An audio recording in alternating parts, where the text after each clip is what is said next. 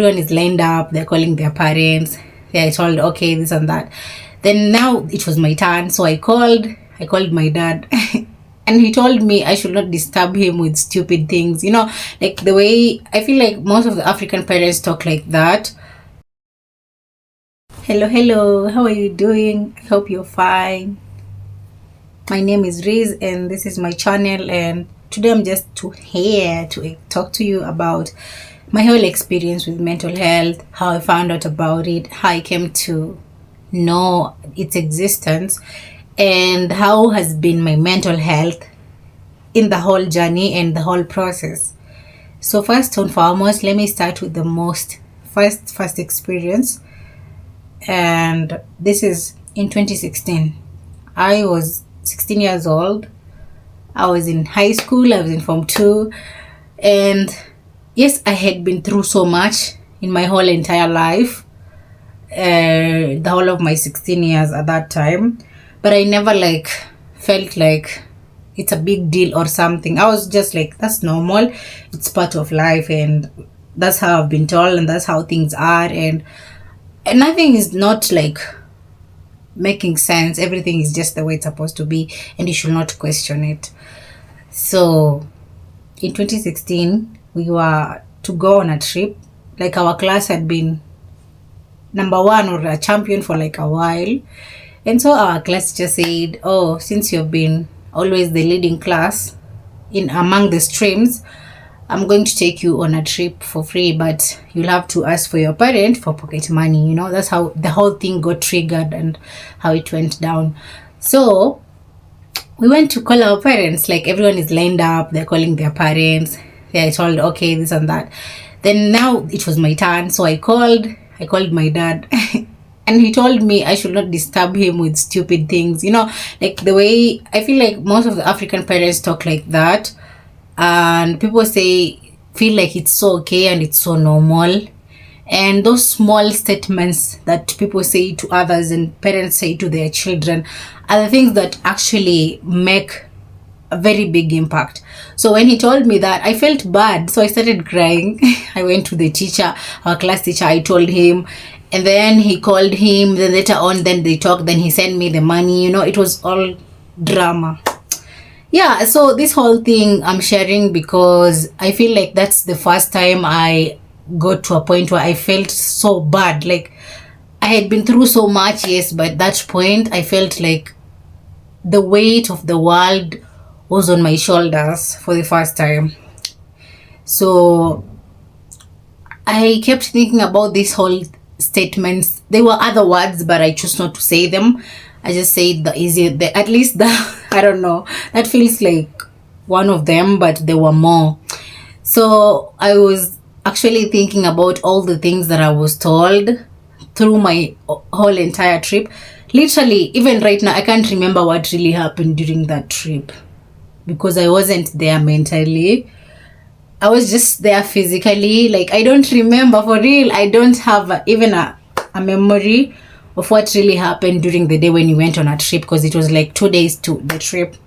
So my whole entire time, I was just in my own head. There were a lot of thoughts running through my mind, and from there I just felt like something changed in my life. I just felt like some heaviness came in my life. Like, you feel sad generally, you just feel sad generally, and you just feel like your body is just different. Like, things are just not even nothing is making you happy. Like, nothing makes you feel like you need to do it. Like, you lose motivation. I was struggling with my studies. I couldn't understand a thing. Even when I read, I couldn't even sleep at night. It was a crazy ton of things. And let me tell you how God guides people. It's crazy, but because this time I didn't really have someone to face and talk about stuff like that, I was I just kept it to myself. And so we used to have these library lessons where when we go to library lessons, you can choose to read the book of your choice. So it was crazy. I just sat near a shelf, then I see a life skill book, and I said, I've been reading so many things that don't really make sense. Maybe I try something out of the complete like normal studies. So I took that book and I started to look through it. And so I started to see peer pressure, stress, depression, anxiety and stuff like that. But I really didn't understand so well that time. So I just returned the book, but I promised myself like I'll come back to read this book again. And during this time, I just never paid attention because I never really knew what that was. So in the whole thing started, and eventually I started becoming sick. So when I started becoming sick, I was taken home and stuff like that. And then I was diagnosed with ulcers and stuff like that. So the doctor was asking me, are you stressed? Why are you stressed? You're only 16 years old. You're not supposed to be stressed and stuff like that, you know. And I feel like there's a lot of stigma around mental health, just generally all over in the world. And so I just never like paid attention as well, because I really didn't really know what was happening around me. And then from there I used to have like a lot of migraines 24/7. Like my head was not resting. And I remember one of my teachers saying that one day the headache will stop and you will never remember what and when. And it's crazy, I don't remember the time when my whole migraine stopped and I never had them again. It just felt like something just stopped. I don't remember, but most cases it might be between 2020 and 2019, between around there. That's when the whole thing stopped, because maybe I've started to feel more peaceful, more calm, and just like conscious in my state. So that 2016 was the time when I first encountered this whole thing of mental health. And I read about depression and anxiety mostly. And through that, I was like, all those signs were actually like talking about me. Restlessness, feeling the urge to do things very fast, feeling like you're so behind, feeling like you need to compare yourself to someone, feeling like you're not enough, like you're just feeling so bad, like so sad 24/7. So I was like, what? These whole things actually are describing my life. I think that's when I said, now this is becoming serious. So my first encounter with what counseling is and therapy session and stuff like that, I actually had my first one in 2016. So we used to have a guiding and counseling. During that time, like there was this thing whereby students usually used to hate this guiding and counseling. Like it used to be like, you know, otiaji, like those I don't know, paparazzi, like that's how they used to refer to those guiding and counseling teachers.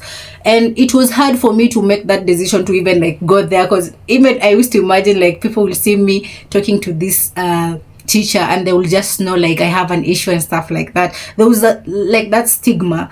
But I thought to myself, like, I need to talk to someone, because that's what the whole book, when I read about stress and depression and stuff like that. So the most easiest thing was talk to someone, or maybe I just find a friend, talk to a friend. And I never wanted to tell people my issues, so I'll rather tell a teacher and stuff like that.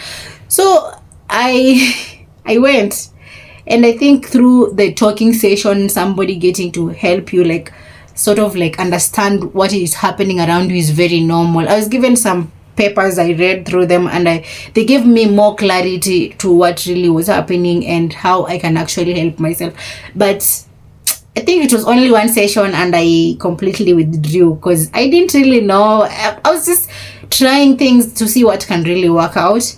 And until 2020, during the corona time, during the time when there was a pandemic and the whole world was affected, and it's just like even our whole mental health really went down more than everything else. So during that time is when now I was pushed to the wall to totally face what I was feeling inside, and the things I was running away from and the things I was avoiding. So during that time is when I was pushed so hard. And story about 2020 and how the whole pandemic went, and how I pushed myself through it, and how I finally started therapy and came out of that depression that I was going through, and how I'm coping, is in the next part. So make sure you watch, and bye bye. Hope we meet in the next episode.